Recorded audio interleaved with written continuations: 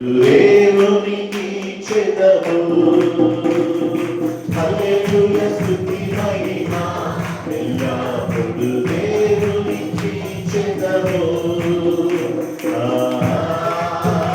హల్లెలూయా హల్లెలూయా హల్లెలూయా హల్లెలూయా హల్లెలూయా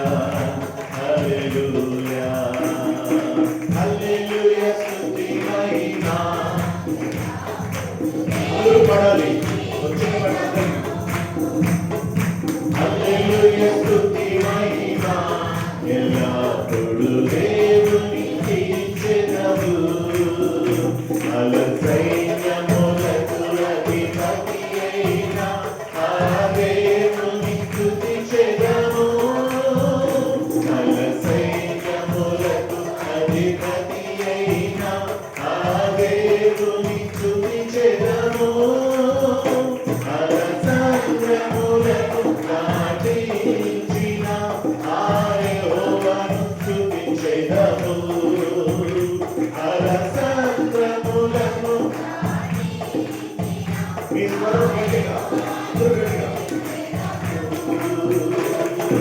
హల్లెలూయా స్తుతి మహిమ ఎల్లప్పుడూ దేవునికి చెదము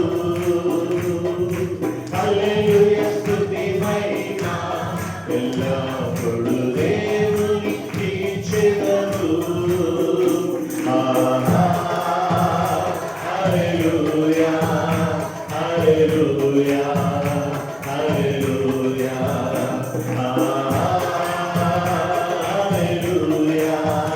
హల్లెలూయా హల్లెలూయా ఆకాశము నుండి మన్నాను పంపిన ఆకాశము నుండి మన్నాను పంపిన దేవుని స్తుతించెదము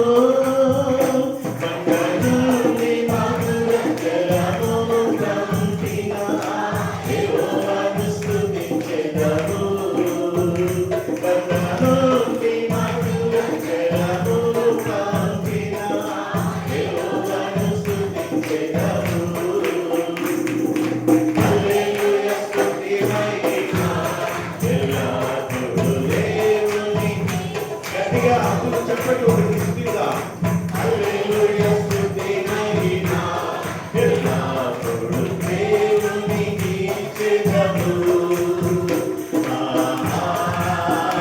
హల్లెలూయా హల్లెలూయా హల్లెలూయా హల్లెలూయా హల్లెలూయా హల్లెలూయా Hallelujah.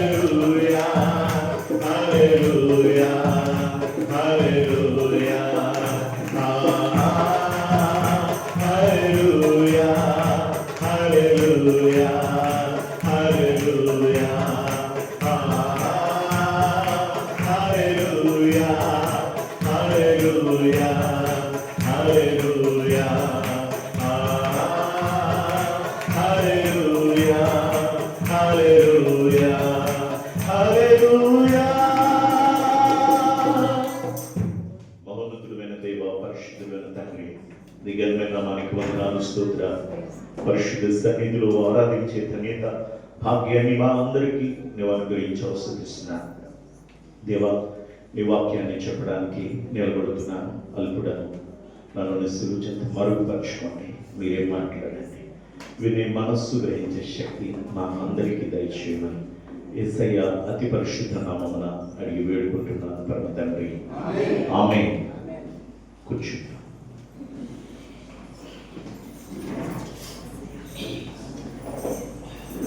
ప్రభునందు ప్రియ సహోదరి సహోదరులారా, ప్రభువైన యేసుక్రీస్తు వారి దివ్యనామములో మీ అందరికీ నా హృదయపూర్వకమైన వందనాలు తెలియజేస్తూ దేవుని వాక్యం కొరకు ప్రేమతో ఆహ్వానిస్తున్నాను.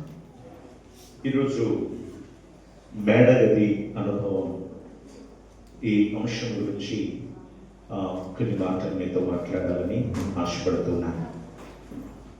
మనం పురాతన కాలంలో మరి దేవుని యొక్క బిడ్డలు మరి వారు నివసించినటువంటి విధానాన్ని మనం గమనించుకోవచ్చు. వారి యొక్క స్థితిని బట్టి వారు గుడారాలని ఏర్పాటు చేసుకునేవారు. నివసించడానికి చెట్ల కింద నివసించిన వాళ్ళు కొంతమంది, అలాగే తాము దేశ సంచారం చేస్తున్నప్పుడు వారు నివసించడానికి ఒక గుడారాలుగా వారు కుట్టుకొని గుడారాలలో నివసించేవారు. తర్వాత వారు క్రమక్రమముగా దేవుడిచ్చిన జ్ఞానాన్ని బట్టి చక్కని ఇండ్లు కట్టుకున్నట మనం చూడగలుగుతాం. కలపతో అలాగే సున్నముతో చక్కని ఇండ్లు వారు నిర్మించుకొని నివసించినట్లుగా చూస్తాం. ఈ క్రమంలోని కాస్త ధనవంతులుగా ఉన్నటువంటి వారు ఒక మంచి ఆ ఇండ్లకు తాము మిద్దెలుగా 2-3 అంతస్తులుగా ఏర్పాటు చేసుకుని కట్టుకునేటువంటి వారు కూడా పురాతన కాలంలో మనం చూడగలం. అయితే ప్రియులారా, మిద్దె అనేది ఉన్నతమైన స్థానానికి ఇది సూచనగా ఉంటుంది. ఈ ఉన్నతమైన స్థానంలో ఈ సూచిస్తున్నటువంటి ఈ మిద్దెను గురించి మనం ఆలోచన చేస్తే, మొదటిగా మిద్దె యొక్క అనుభవం, ఈ ఉన్నతమైన స్థితి. ఈ మిద్దె యొక్క అనుభవం ఏంటి అంటే, ఇది ఉన్నతమైనటువంటి స్థితి, అలాగే ఇది పరిశుద్ధుల యొక్క సహవాసం. ఈ మిద్దె మీద ఉన్నటువంటి పరిశుద్ధులైనటువంటి వారి సహవాసం గురించి మనము చదివిన వాక్య భాగంలో చూడగలం. అదేమిటి అని మనం ఆలోచన చేస్తే, మొదటిగా ఇక్కడ ఈ పరిశుద్ధుల సహవాసం కలిగిన ఈ మిద్దె అనుభవంలో ఇక్కడ మనకి కనిపిస్తున్నటువంటి పరిశుద్ధులు ఎవరు అంటే, సమూయేలు ప్రవక్త పరిశుద్ధుడిగా మనం కనిపిస్తున్నాడు. సమూయేలు అనేటటువంటి వారు ఆయన ఆ యొక్క బిడ్డలు లేని పరిస్థితుల్లో దేవునికి మొరపెట్టుకున్నప్పుడు దేవుడు అనుగ్రహించినటువంటి శ్రేష్టమైనటువంటి కుమారుడు హన్నాకి. ఈయన మరి సమూయేలు చిన్నప్పటి నుంచి దేవుని యొక్క సన్నిధిలో యాజకుని దగ్గరుండి, ఈయన ఏలీ అనే యాజకుడి దగ్గరుండి ఎదిగినటువంటి వాడు అన్నది మనం నేర్చుకుంటున్నాం. ఈ సమూయేలు అనే ఈ పరిశుద్ధమైనటువంటి ఈ ప్రవక్త తల్లి దగ్గర నేర్చుకున్నాడు. తర్వాత దేవుని మందిరములో నివసించడం ద్వారా నేర్చుకున్నాడు. అలాగే యాజకుడైనటువంటి ఏలీ గారి దగ్గర ఉండి దేవునిలో ఎదిగినటువంటి వాడిగా మనం చూస్తున్నాం. అలాంటి ఈ యొక్క సమూయేలుతో దేవుడు మాట్లాడాడు. ఆ సమూయేలుని దేవుడు ఓ ప్రవక్తగా ఏర్పాటు చేసుకున్నాడు. ఈ సమూయేలు పెద్ద ప్రవక్తలలో ఇతను ఒకటిగా మనం చూస్తున్నాం. అయితే ప్రియులారా, సమూయేలు యొక్క జీవితము ఒక విశిష్టమైనటువంటిది అని మనం గమనిస్తున్నాం. అయితే పరిశుద్ధమైనటువంటి ఈ వ్యక్తులలో ఈ యొక్క సమూయేలు ఆధ్వర్యంలో, సమూయేలు యొక్క సమక్షంలో ఆ యొక్క రాజులను ఎన్నుకొని రాజులను అభిషేకించడం జరిగింది. అలాగే ప్రవక్తలలో కూడా అనేక మందిని ఎన్నుకోవడం జరిగింది. ఎవరి సమక్షంలో అంటే ప్రవక్తల సమక్షంలో. ఈ ప్రవక్త అయినటువంటి సమూయేలు గారు ఏం చెప్తే అది నెరవేరేది. ఈయన జరగబోయే విషయాన్ని కూడా తెలియచేసేటటువంటి జ్ఞానం కలిగిన వాడు. ప్రవక్తలు అంటే ఏంటంటే భవిష్యత్తులో ఏం జరగబోతుందో దానిని దేవుడు తన సేవకులుగా ఉన్న ప్రవక్తలకి చెప్తాడు. చెప్పినప్పుడు వాళ్ళు తెలియచేస్తారు. అలాగే కొన్ని మార్గదర్శకులుగా కూడా వాళ్ళు ఉన్నారు. అంటే ప్రవక్తలు అని పిలువబడక ముందు వారు ఏమని పిలిచేవారు అంటే వారు దీర్ఘదర్శులు అని పిలిచేవారు. ఈ ప్రవక్తలను ఏమని పిలిచేవారంటే దీర్ఘదర్శులు అని పిలిచేవారు. అలాగున ఈ యొక్క దీర్ఘదర్శిగా ఉన్నటువంటి ఈ సమూయేలు గారు, ప్రవక్తగా ఉన్నటువంటి ఈ సమూయేలు గారిని ఇక్కడ దేవుడు ఏర్పాటు చేసుకొని అనేక మందికి ఆయన ఒక సాక్షిగా నిలబెట్టాడు. ఈ సమూయేలు ప్రజల కోసం ప్రార్థిస్తున్నాడు. ఈ సమూయేలు ప్రజల కొరకు ప్రియులారా ప్రయాసపడుతున్నటువంటి వ్యక్తిగా బైబిల్లో మనం చూడగలుగుతున్నాం.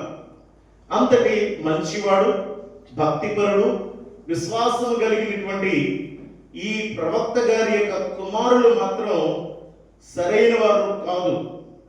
వీళ్ళని న్యాయాధిపతులుగా ఎన్నిక చేసుకున్నాడు. వీళ్ళు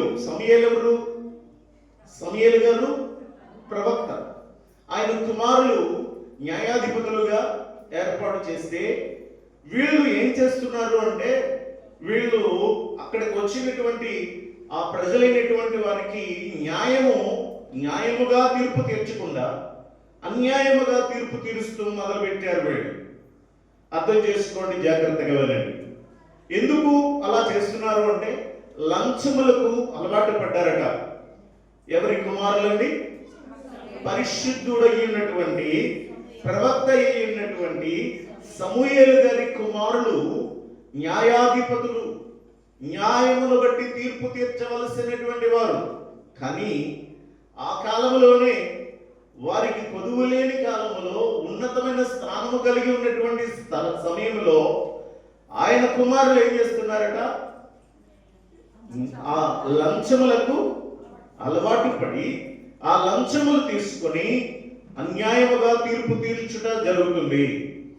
నా ప్రియ దేవుని బిడ్డలారా, దేవుడు ప్రతి మనిషికి ఇస్తున్నటువంటి బాధ్యత ఏదో తెలుసా? మనము నీతిగా, నిజాయితీగా, యథార్థంగా కష్టపడాలి, పనిచేసుకోవాలి. మనము సంతోషంగా మన కుటుంబం ఉండాలి.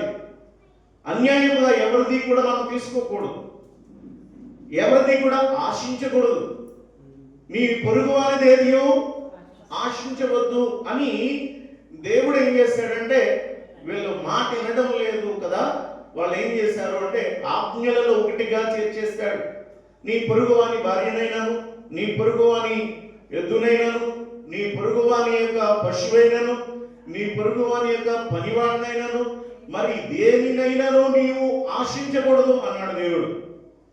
ఉద్యోగాలు లేక ఎంతో మంది బాధపడుతుంటే ఉద్యోగాలలో ఉండి కూడా ఏం చేస్తూ ఉన్నారు అంటే వీళ్ళు లంచాలకి అలవాటు పడిపోతూ ఉన్నారు. ఈ రోజుల్లో ప్రియ దేవుని బిడ్డలారా, దేవుని నమ్మిన బిడ్డలు కూడా ఇలాంటి స్థితిలో ఉన్నటువంటి వారిని చూస్తున్నాం. మేము పెళ్ళిళ్ళు చేస్తాం. పెళ్ళిళ్ళు చేసిన తర్వాత మా దగ్గర రిజిస్టర్ ఒకటి ఉంటుంది, ఎక్స్ట్రాక్ట్ అనేది ఒకటి ఉంటుంది. అది రిజిస్టర్ ఆఫీస్లో ఇస్తాం మేము. ఇది మ్యారేజ్ సర్టిఫికేట్ ఏమో ఎవరికైతే పెళ్లి చేస్తామో వాళ్ళకి, పెళ్లి చేసిన వాళ్ళకి మేము మ్యారేజ్ సర్టిఫికేట్ ఇస్తాం. ఇప్పుడు మూడు ఒకే విధంగా మేము రాసిన తర్వాత ఒకటి మా దగ్గర ఉంటుంది, ఒకటి రిజిస్టర్ ఆఫీస్లో ఉంటుంది, ఒకటి పెళ్లి చేసుకున్న వాళ్ళ దగ్గర ఉంటుంది. ఇప్పుడు మేము ఏం చేయాలంటే ఇది తీసుకెళ్ళి అక్కడ సబ్మిట్ చేయాలి. ఈ సబ్మిట్ చేసినప్పుడు వాళ్ళు జాగ్రత్త పెట్టి రికార్డ్ ఫైల్ చేసుకుని ఉంచుకుంటారు. రేపంటూ ఒక రోజున ఈ ఎవరైతే పెళ్లి చేసుకున్నారో వారు మాకు సర్టిఫికేట్ కావాలని అక్కడికి వెళ్తారు ఆఫీస్కి.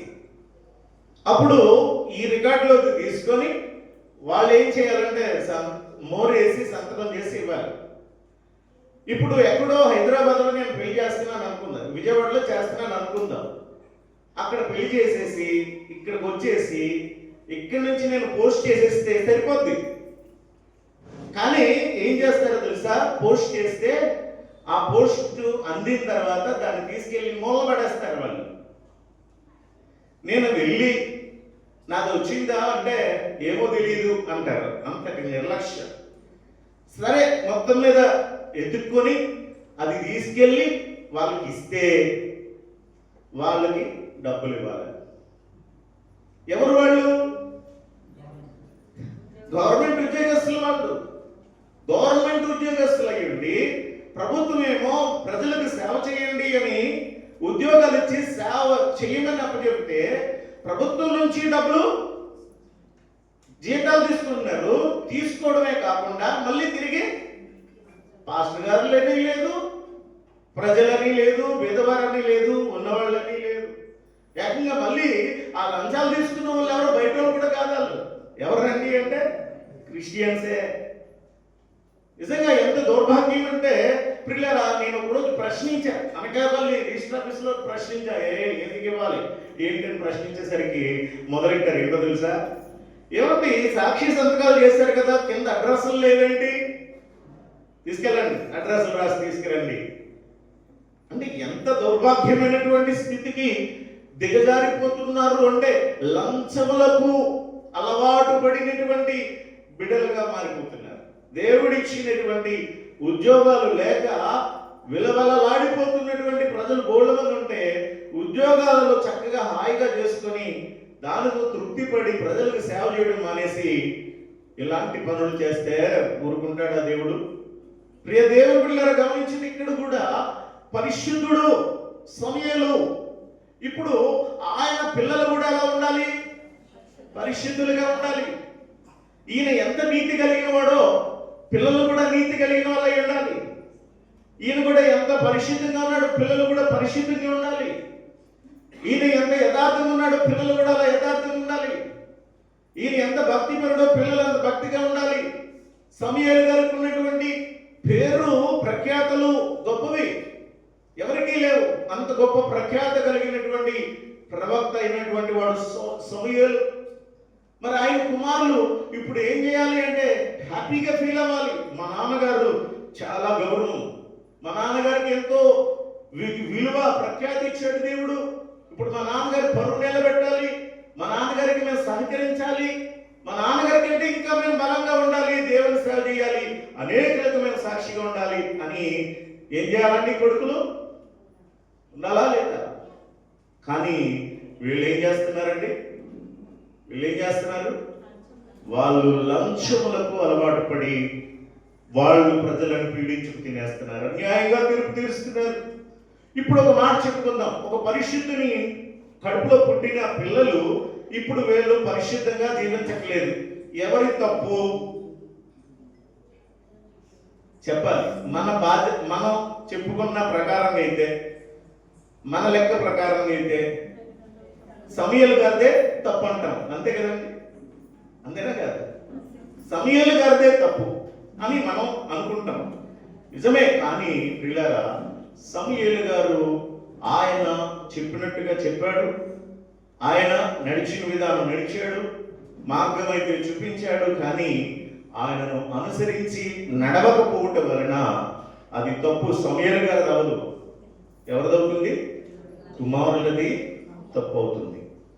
కాబట్టి ప్రియులారా, చాలా మనకు అలవాటు ఏంటంటే ఆ ఫ్యామిలీలో ఎవరైనా మంచిగా ఉండి ఒకవేళ పిల్లలు సరిగా లేకపోతే టోటల్ ఫ్యామిలీనే బ్లేమ్ చేసే పరిస్థితి మనలో చాలా మందికి ఉంటుంది కదా. తండ్రి ఉన్నట్టుగా తండ్రి నడిచిన మార్గంలో పిల్లలు నడవట్లేదు. అప్పుడే కాదు, ఇప్పుడే కాదు, ఎప్పుడు అంటే రాజుల కాలంలో రాజులు పలిపారేస్తున్న ఆ రాజులలో మంచి వాళ్ళు ఉన్నారు, వాళ్ళ కడుపును పుట్టిన రాజులు చెడ్డవాళ్ళు కూడా ఉన్నారు. అర్థం చేసుకోండి, జాగ్రత్తగా వినండి. దావీదు ఎంత భక్తిపరుడు, ఎంత విశ్వాసపరుడు, ఎంత యథార్థపరుడు, దేవుని హృదయానుసారుడని పేరు పొందిన దావీదు కొడుకు ఎలాంటోడు? మొదట మంచోడే, కానీ తర్వాత ఏమయ్యాడు?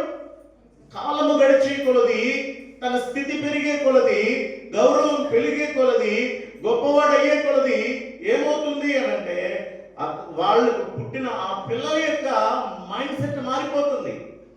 వాళ్ళు చెడిపోతున్నారు. చెయ్యి దాటి బయటికి వెళ్ళిన తర్వాత వారు చెడిపోతూ ఉన్నారు. ఇక్కడ సమూయేలు ప్రవక్త యొక్క కొడుకులు తప్పు చేస్తూ ఉన్నారు. ఏంటి ఆ తప్పు అంటే లంచములకు అలవాటు పడ్డారు, ధనాపేక్షులై. చూడండి 8వ అధ్యాయము 3వ వచనంలో రాయబడుతుంది. ఆ మాట చదువుదాం. వాళ్ళ కొడుకుల పేర్లు యోవేలు, అబియా అనేటటువంటి వారు. ఇక్కడ బెయేర్షెబా అనేటటువంటి ఆ ప్రాంతంలో, పట్టణంలో న్యాయాధిపతులుగా వాళ్ళు ఉన్నారు. అతని కుమారులు అతని ప్రవర్తనను అనుసరింపక, ఎవరి ప్రవర్తనను అనుసరింపట్లేదట? తండ్రి అయిన సమూయేలు ప్రవర్తనను అనుసరింపక ధనాపేక్షులై లంచములు పుచ్చుకుంటున్నారు, న్యాయమును తిప్పివేస్తూ ఉన్నారు, న్యాయమును తిప్పివేస్తూ ఉన్నారు. ప్రియ దేవుని బిడ్డలారా, ఇలాంటి ధనాపేక్ష కలిగిన వారు మనకి చాలా సార్లు ఆ న్యాయము అనేసరికి మనకి చాలా సార్లు తెలిసినటువంటిది. అడ్వకేట్స్ గురించి మనకు బాగా తెలుసు. న్యాయము ప్రతి ఒక్క ఆ చట్టం వాళ్ళకి తెలుసు. లీగల్గా కానీ అది లీగల్గా ఎంతో, అటు క్రిమినల్గా ఇటు సివిల్గా కానీ ఏదైనా సరే వాళ్ళ సెక్షన్స్ బట్టి వాళ్ళకి ఏ విధంగా కేసులో ఇరికించాలో వాళ్ళకి తెలుసు, ఏ విధంగా బయటికి తీసుకురావాలో కూడా వాళ్ళకి తెలుసు. నా క్లయింట్ తప్పు చేశాడు అని నాకు తెలుసు, కానీ నా దగ్గరికి వచ్చి నన్ను ఆశ్రయించాడు కాబట్టి నేను ఏం చేస్తాను? నేను తప్పు చేయలేదనే వాదిస్తాను కదా, అంతే కదా. తప్పు చేసినా కూడా నేను చేయలేదని వాదిస్తాను. మరి అక్కడ న్యాయం ఎక్కడ కనపడుతుందా? గమనించండి పిల్లరా. అలాగే తప్పు చేశాడు కానీ చేయలేదని చెప్తాను, తప్పు చేయలేదు కానీ చేశాడు అని ఎందుకు వేస్తాను? అలాగనే నేను వాదించి వాని కేసు విధిస్తే 7 సంవత్సరాలు ఆ పైబడి శిక్ష అనుభవించాలంటే ఎవరి ద్వారా? నేను చేసిన చిన్న అన్యాయపు తీర్పు వలన, ఆ వాదించడం వలన, లేక ఆ తీర్పు వలన ఎదుటి వ్యక్తి ఎంత శిక్ష అనుభవించాలి? కొడుకులు చేసిన పనికి ప్రజలు విలవిలలాడిపోతున్నారు, ప్రజలు నలిగిపోతున్నారు. అందువలన పిల్లరా ఇక్కడ వచ్చి ఈయనకి అడుగుతున్నారు, మాకు న్యాయము తీర్చుటకై రాజును నియమింపుము అని చెప్పి సమూయేలు దృష్టికి తీసుకొచ్చారు. అప్పుడు సమూయేలు మాత్రం ఏం చేయగలరు? చిన్నపిల్లలు అయితే కొట్టు చెప్తాడు, కొద్దిగా పర్లేదు, పిల్లవలేదు, కొద్దిగా పర్లేదు అంటే చెప్తాడు. ఇంకంత మాత్రం లేదు. పెద్దోళ్ళు అయిపోయి తీర్పర్లు అయిపోయే స్థితికి వస్తే ఈయన మాత్రం ఏం చేయగలడు? వదిలేసి ఇప్పుడు దేవునికి ప్రార్థన చేస్తూ ఉన్నాడు.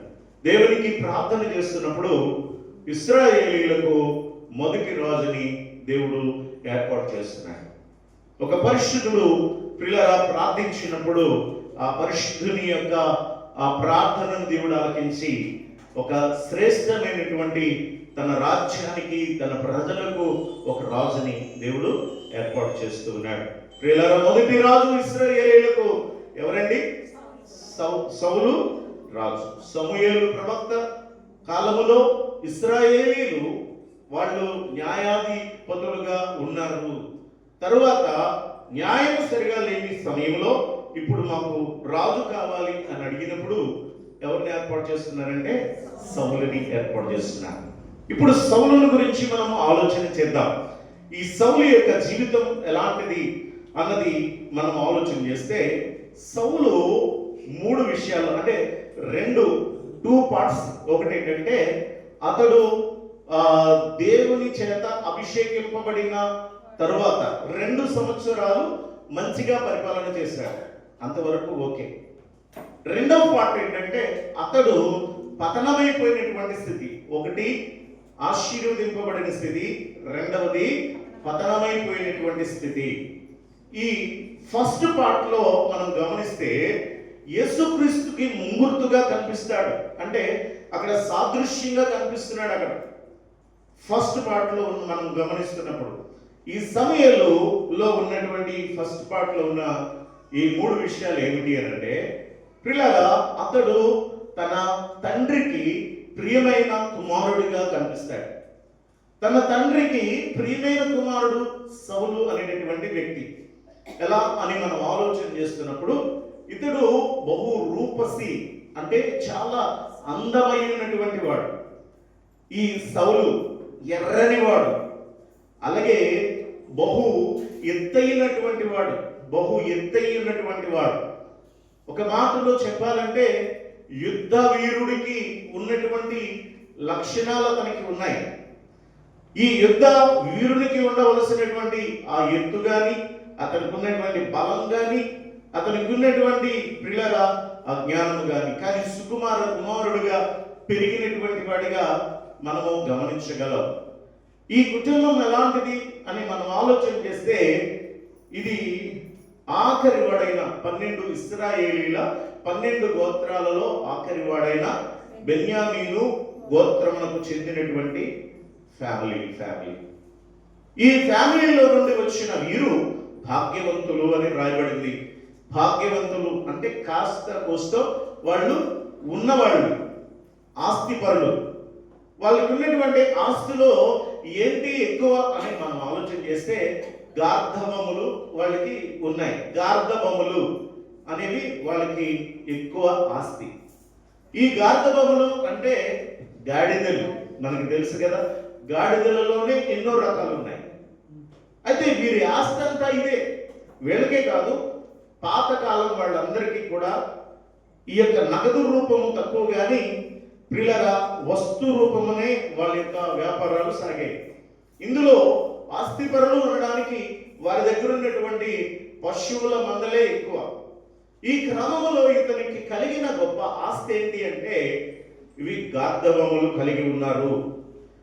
అయితే ఒక దినాన్న పిల్లల ఇతడు తన యొక్క గార్ధబములు తప్పిపోయాయట.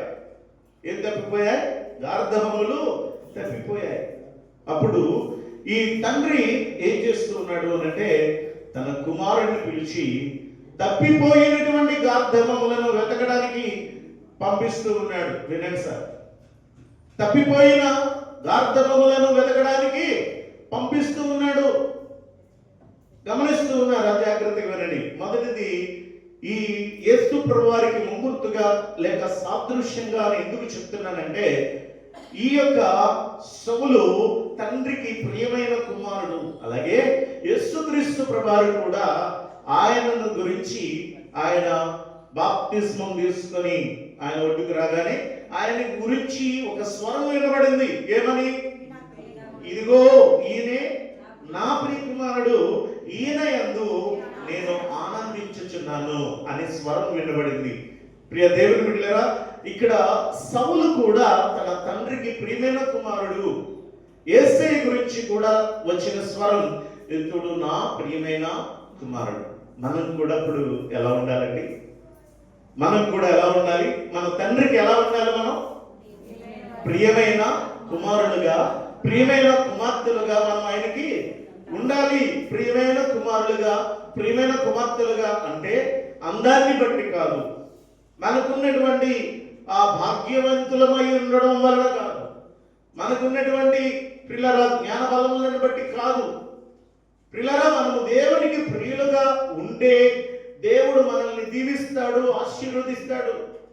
43వ అధ్యాయం యెషయా గ్రంథం చదవద్దు కానీ, అతడు నా దృష్టికి ప్రియుడైనందున,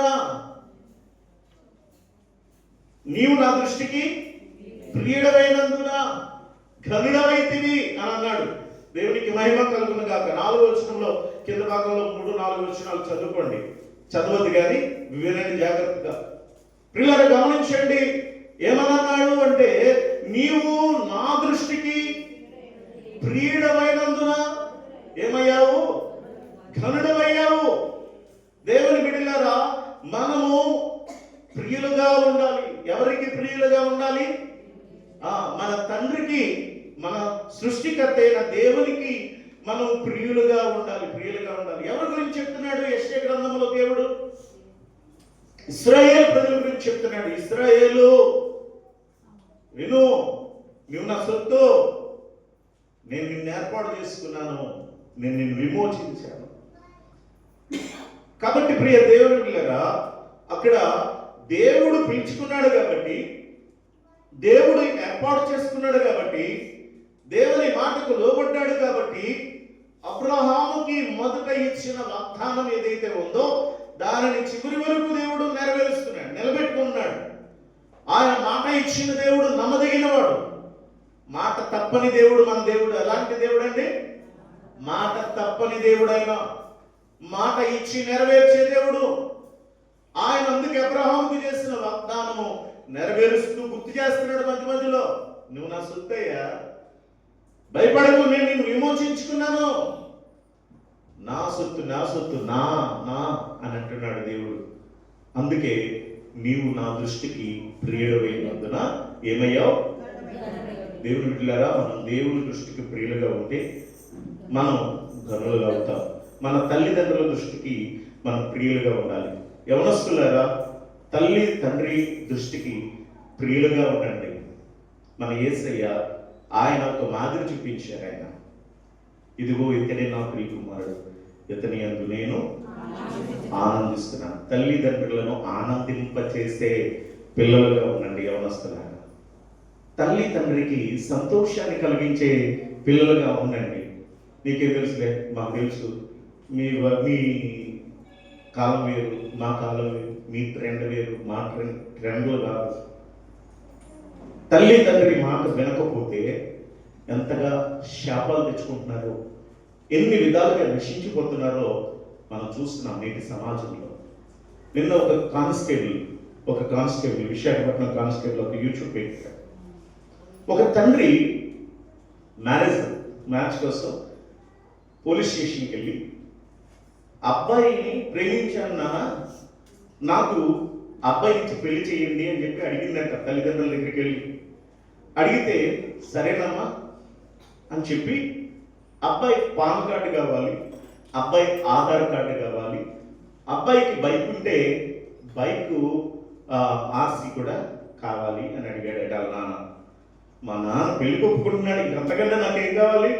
పాన్ కార్డు అన్నీ అడిగి చక్కగా వాళ్ళ నాన్నకి ఇస్తే ఆ 3 పట్టుకుని వెళ్ళి పోలీస్ స్టేషన్కి వెళ్ళాడు. ఆయన ఎప్పుడు లేదు, ఎవరు రాలేదు, ఇలా మీరేంటండి ఎలా వచ్చారు, ఏంటి పరిస్థితి అని అడిగితే ఆయన ఏమి లేదు సార్, ఈ పాన్ కార్డు మీద లేకపోతే ఈ బండి మీద ఆర్సీ మీద ఏవైనా కేసులు ఉన్నాయా, చలాన్లు ఏమైనా ఉన్నాయా చూడండి అంటే చలాన్లు చూశాడు. ఆయన చూస్తే 3-4 చలాన్లు ర్యాష్ డ్రైవింగ్లో ఉన్నాయంట.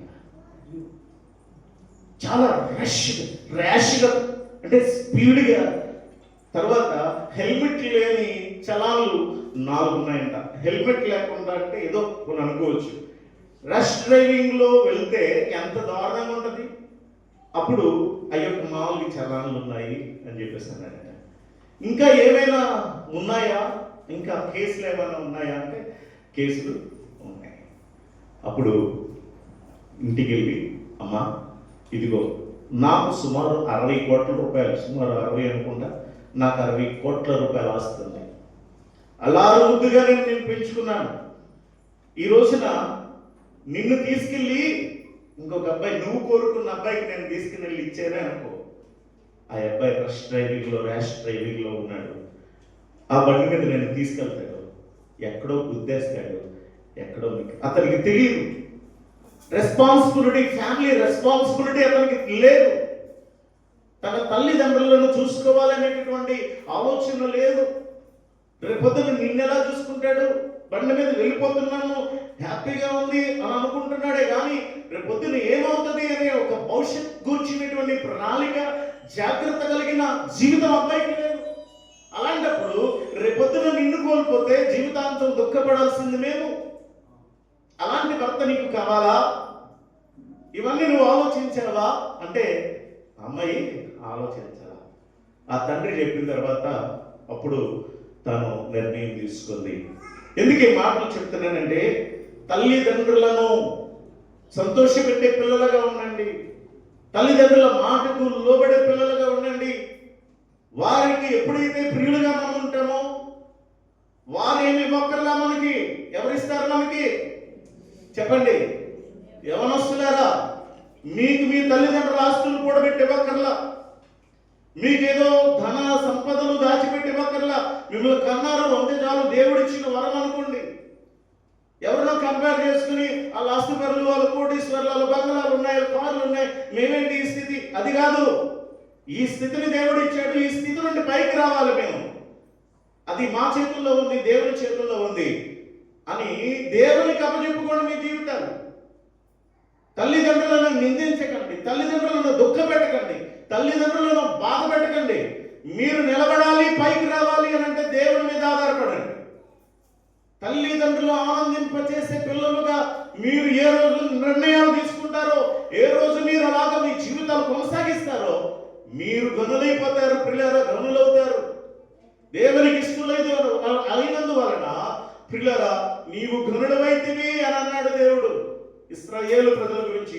ఆ వాళ్ళు అసలు మధ్యలో ఉన్న వాళ్ళు కాదండి, ఆయన అసలు మధ్యలో ఉన్న వాళ్ళ గురించి కాదు. ఎక్కడా దాని పునాది అబ్రహాము. ఇక్కడ కూడా గమనిస్తున్నప్పుడు ఈ సౌలు అనేటటువంటి వ్యక్తి తండ్రికి ప్రియమైన కుమారుడు. ఏంటి ప్రియమైన కుమారుడు? ఏం చేస్తున్నాడు అంటే తండ్రి చెప్పినట్టుగా చేస్తున్నాడు. ఏంటి తండ్రి చెప్పినట్టుగా చేస్తున్నాడు? రెండో పాయింట్ ఏంటంటే, ఇతడు తండ్రి తప్పిపోయిన గార్ధబొమ్మలను వెతకడానికి వెళ్తున్నాడు. పనివాళ్ళు లేరా అండి? పనివాళ్ళు ఉన్నారు కదా, లేరా? గార్ధబొమ్మలను మేపే పనివాళ్ళు ఉన్నారు. ఆ పనివాళ్ళకి అప్పచెప్పితే వాళ్ళు వెళ్తారు, చూసుకుంటారు, వెతుకుతారు, వస్తారు. కానీ ఒక కొడుకు ఈయనకేంటి? ఓ రెస్పాన్సిబిలిటీ నాది. తండ్రి మాటకు విధేయుడై పిల్లరా తప్పిపోయిన గార్ధబొమ్మలను వెతకడానికి వెళ్తున్నాడు. సుందరుడు,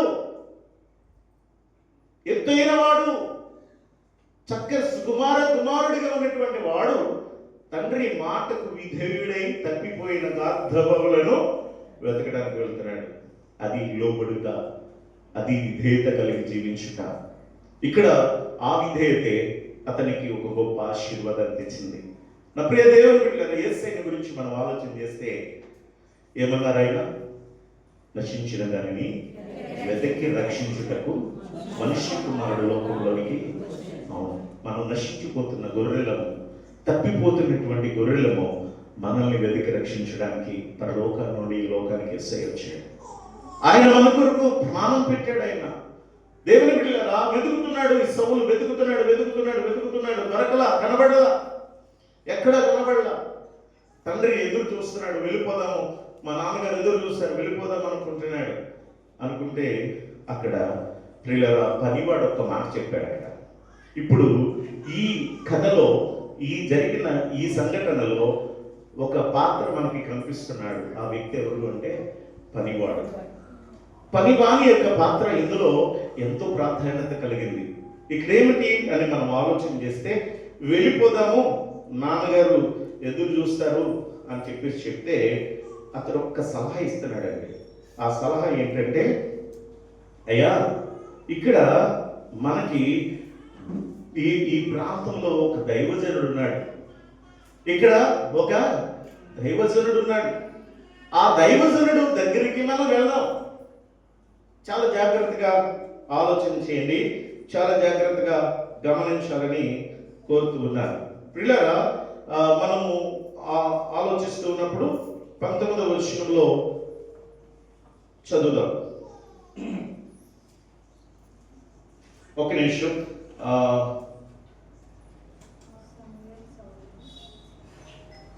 9వ వచనం చదువుదాం.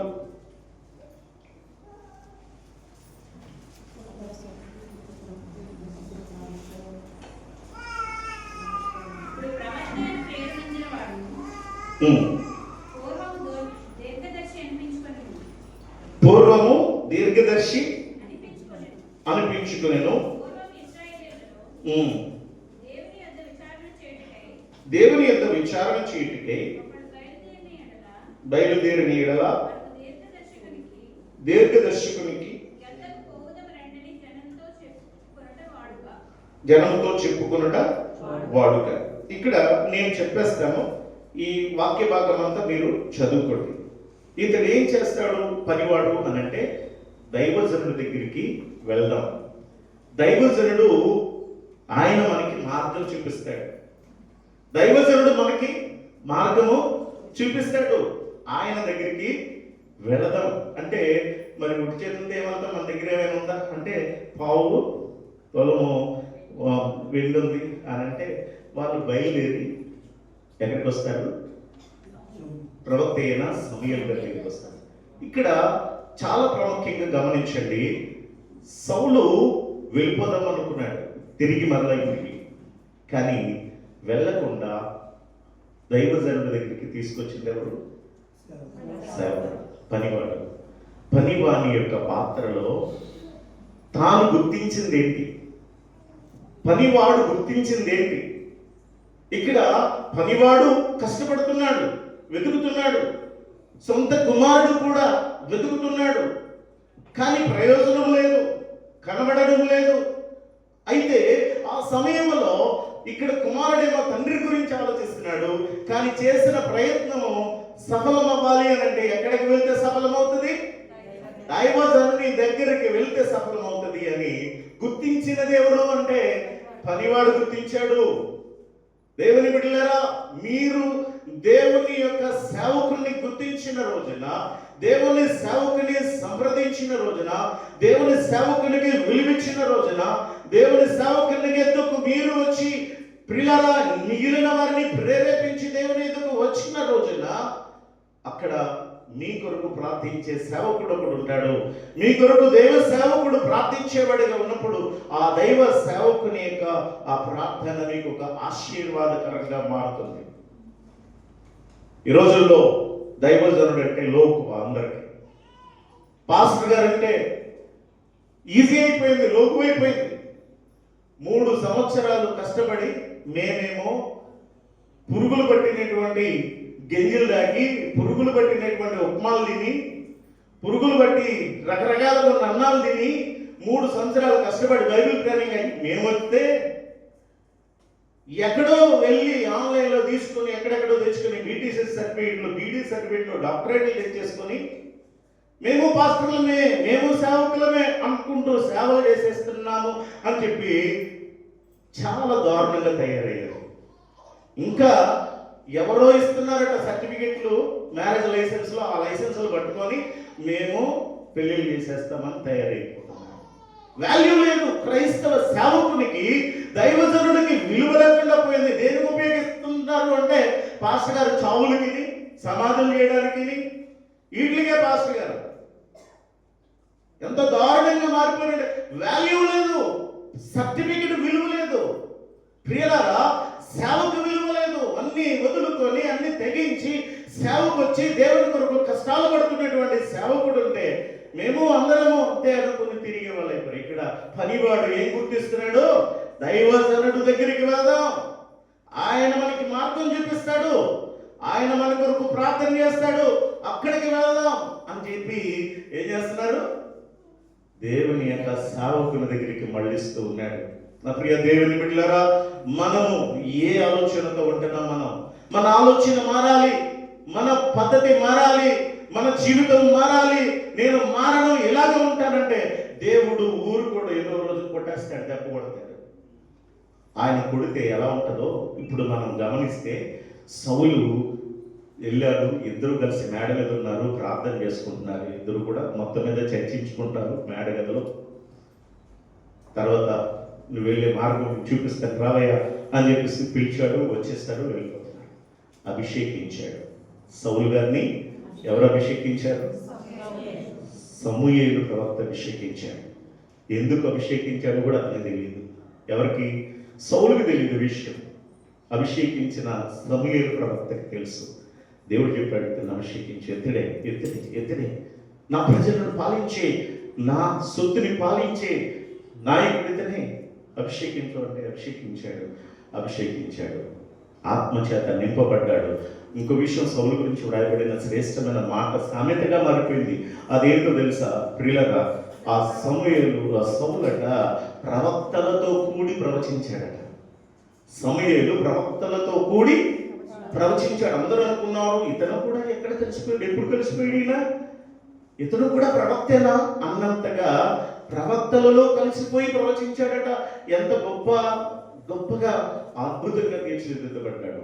సమూయేలు ప్రవక్త చేత అభిషేకింపబడి ఆశీర్వదింపబడి ఇక్కడ ప్రవక్తలలో కూడా చేర్చబడి ప్రవచించిన వ్యక్తి సౌలు అనేటటువంటి రాజు. దేవుని బిడ్డలారా, ఇతడు దేవుని చేత అభిషేకింపబడి తన ప్రజలను పాలిస్తున్నాడు. ఎవరండి? సౌలు రాజు. తన ప్రజలను పాలిస్తూ ఉన్నటువంటి వ్యక్తి 2 సంవత్సరాలు చాలా బాగా పరిపాలన చేశాడు. 40 సంవత్సరాల పాలనలో 2 సంవత్సరాలు అద్భుతంగా పరిపాలన చేశాడు. దేవుని ప్రజలను దేవుని కొరకు అద్భుతంగా అభిషేకింపబడి శక్తిని పొందుకొని ఆత్మచేత నింపబడి సేవ చేశాడు. కానీ 38 సంవత్సరాలు సుమారుగా అతడు దేవునికి విరోధముగా పందం తెచ్చేసుకొని విరోధంగా పరిపాలన చేశాడు. కారణం అతనిలో వచ్చినది అసూయ, అతనిలో ఉన్నటువంటి ఒక దుర్మార్గత. అది చివరికి ప్రియులరా మరి శత్రువుల చేతిలో చంపబడేటటువంటి స్థితికి చేరుకున్నాడు. ఎవరండి? మొదట అతని స్థితి ఏంటి? ఆశీర్వదింపబడిన వాడు, దేవుని చేత పిలువబడినటువంటి వాడు, అభిషేకింపబడినటువంటి వాడు, దేవుని ప్రజల కొరకు పని చేయవలసినటువంటి వాడు. అలాంటి వాడు చివరాకానికి ఏమైపోయాడండి?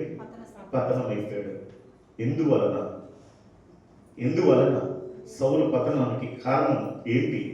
అతనిలోని గర్వం, అతనిలో ఉన్నటువంటి అహంకారం, అతనిలో ఉన్నటువంటి పొగరుబోతుతనం, అతనిలో ఉన్నటువంటి అసూయ, అతనిలో ఉన్న పగ. అక్కడ దేవుని చిత్తానికి లోపడకుండా తనకు నచ్చినట్టుగా తాను చేస్తూ ఉన్నాడు.